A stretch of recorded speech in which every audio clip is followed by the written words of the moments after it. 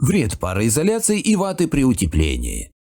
Всем привет! Вы на канале Чертог мастеров. Нужна ли пароизоляция при утеплении? Сразу отвечу, что если делать нормальный экологичный дом, то пароизоляция не нужна. Пароизоляция, да и многие другие пленки всего лишь маркетинговый ход, чтобы вытянуть деньги из доверчивых граждан. Возьмите любого прораба из строительной фирмы, и он с упоением будет рассказывать вам заученные фразы о том, что сейчас век новых технологий.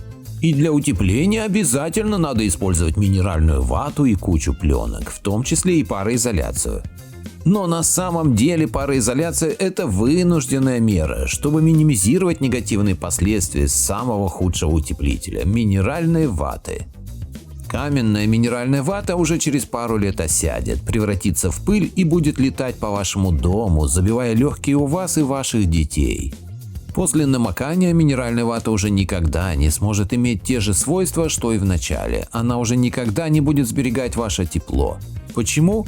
Да потому что даже при использовании пленок пароизоляции вата все равно намокнет и будет приносить только вред вашему дому и вашему здоровью.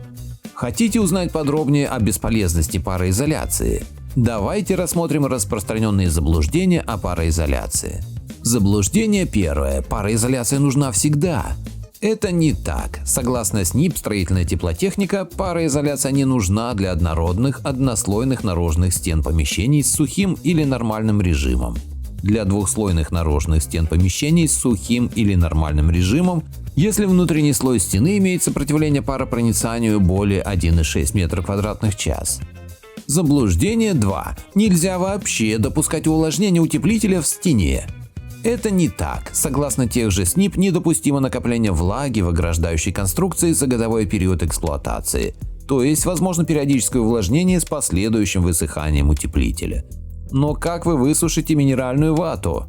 Заблуждение 3. Пароизоляция всегда ставится во внутренней части стены. Это не так. В жарком климате, особенно при использовании кондиционирования воздуха, пароизоляцию ставят снаружи, иначе пар с улицы пойдет в помещение. Более того, в жаркое время и у нас пароизоляция изнутри вредна, так как может привести к конденсату в утеплителе, но об этом вам не расскажут. А ведь даже школьник знает, что пар движется от мест с большим парциальным давлением в места с меньшим парциальным давлением. Парциальное давление однозначно задается абсолютной влажностью, количеством пара в грамме на метр кубический. Смотрите, если на улице плюс 30 с относительной влажностью 55%, то в воздухе 17 грамм на метр кубический пара, создающий парциальное давление 2330 па.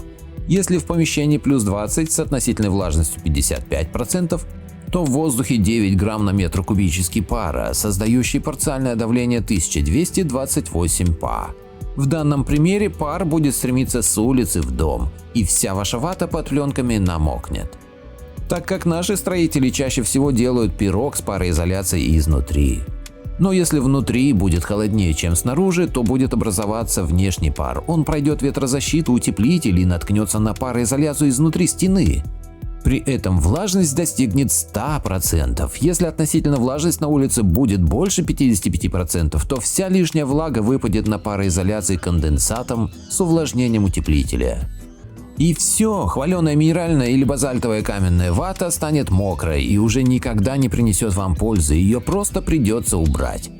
Так как весь пирог утепления 100% горе-строители сделают для защиты от проникновения внутреннего пара из помещения. А о том, что пар способен появляться снаружи, вам никто не расскажет, так как строителям надо продать вам вату, пленки и их монтаж по дорогой цене.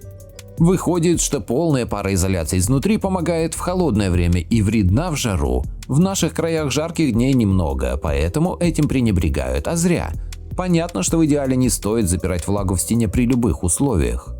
Для этого используют не пароизоляцию, а пароограничитель с частичным паропроницанием. Даже в новых американских строительных кодах аналог СНИП содержится уже понятие Vapor Retarder – замедлитель пара, а не Vapor Barrier – пароизоляция. Так что же делать разумным людям? Конечно же, выбирать утепление из природных материалов без всяких пленок. Вспомните, чем утепляли свои жилища наши деды. Конечно же, опилками. Позвоните на любую пилораму и спросите, сколько стоят опилки. В большинстве случаев вы услышите, что они рады отдать вам их просто так, чтобы просто расчистить пилораму. В наше время огромных цен это несомненный плюс. Не исключено, конечно, что найдутся жадные товарищи, которые из-за опилки будут просить деньги, но это редкость. Опилки имеют существенное отличие от минваты. Они способны сорбировать влагу до 32% по массе, без значительного снижения теплозащитных свойств. Минвата же плохо переносит увлажнение, резко ухудшая теплозащитные свойства. Пароизоляция – вынужденная мера при использовании минват. Пароизоляция защищает данный утеплитель от увлажнения, а заодно людей в доме от вдыхания вредной пыли из волокон минвата. Для опилок ни то, ни другое не нужно.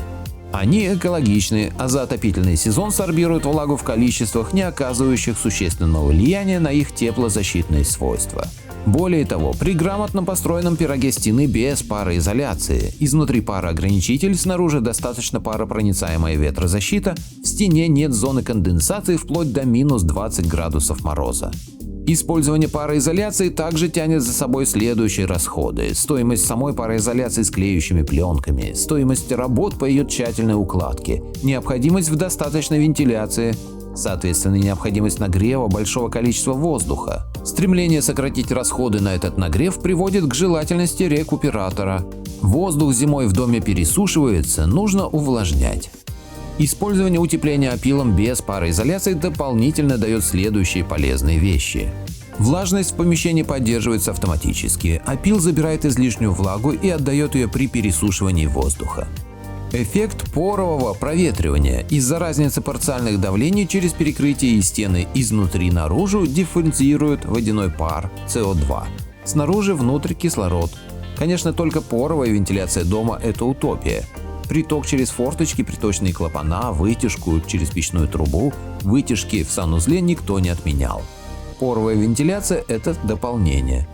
При этом происходит теплообмен между теплым воздухом изнутри и холодным снаружи, по сути та же рекуперация.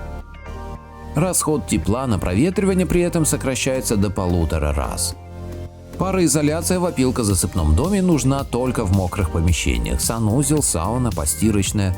Также из таких помещений нужно делать вытяжки воздуха. При отсутствии пароизоляции на чердачном перекрытии требуется от 40 см опила при использовании дома круглогодично, чтобы зона возможного увлажнения опила была выше лаг. Для домов сезонного использования или дач это не обязательно.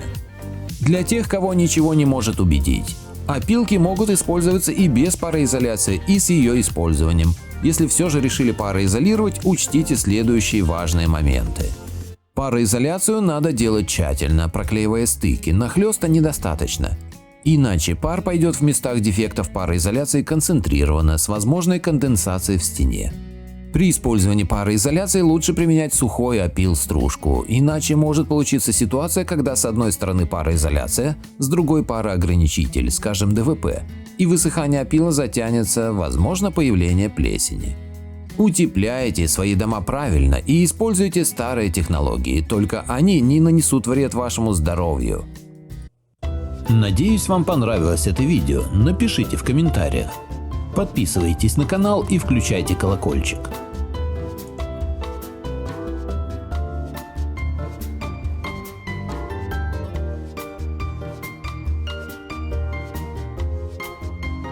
Что, мы уже не снимаем?